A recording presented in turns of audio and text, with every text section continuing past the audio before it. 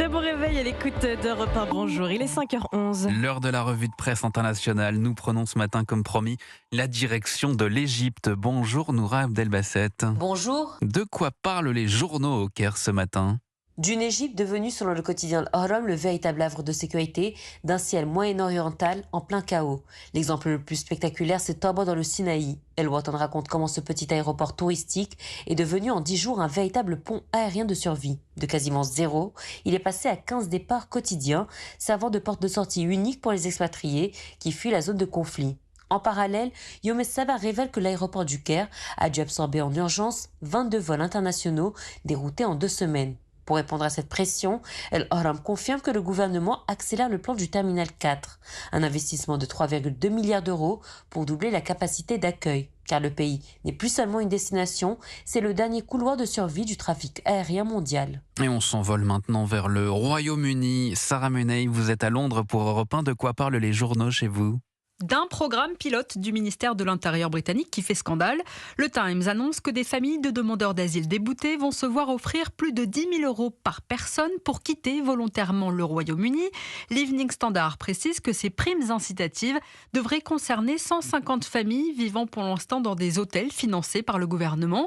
C'est une insulte aux contribuables, titre le Télégraphe. Le Daily Mail, lui, s'insurge et estime que cette mesure ne va faire qu'encourager l'immigration illégale sur le sol britannique.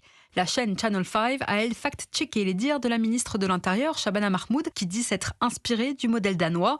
Si le Danemark propose effectivement un programme pour les demandeurs d'asile déboutés, il ne s'agit pas d'une aide financière versée directement, mais d'une aide fournie par des organisations dans le pays d'origine. Enfin, on termine par l'Irlande. C'est incontournable en ce 17 mars de retrouver Clémence Pénard. Bonjour Clémence. Bonjour. C'est évidemment un jour très particulier à Dublin.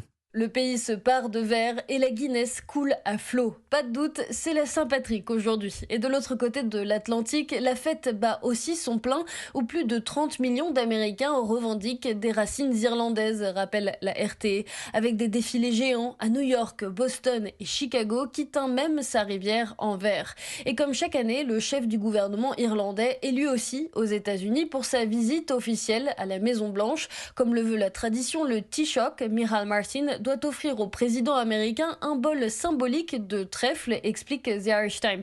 Mais entre la guerre à Gaza, l'escalade militaire en Iran et les tensions commerciales croissantes entre Dublin et Washington, la visite promet d'être délicate, un rendez-vous diplomatique sous haute tension, observe The Independent. C'était la revue de presse internationale. Merci à tous nos correspondants. Il est quasiment 5h15 sur Europe 1. Dans quelques minutes, ce sont les initiatives en France, Jacques Sorel. Oui, Quentin Zakoyan sera notre invité dans Initiative en France. Il a fondé avec sa sœur une start-up qui s'appelle Ernesty. Leur idée, permettre aux familles confrontées à la perte d'autonomie d'un proche de faire appel la nuit à des étudiants en santé qu'ils appellent joliment les chouettes. Europe 1. Allez, 5h15. Bon réveil avec Europe 1.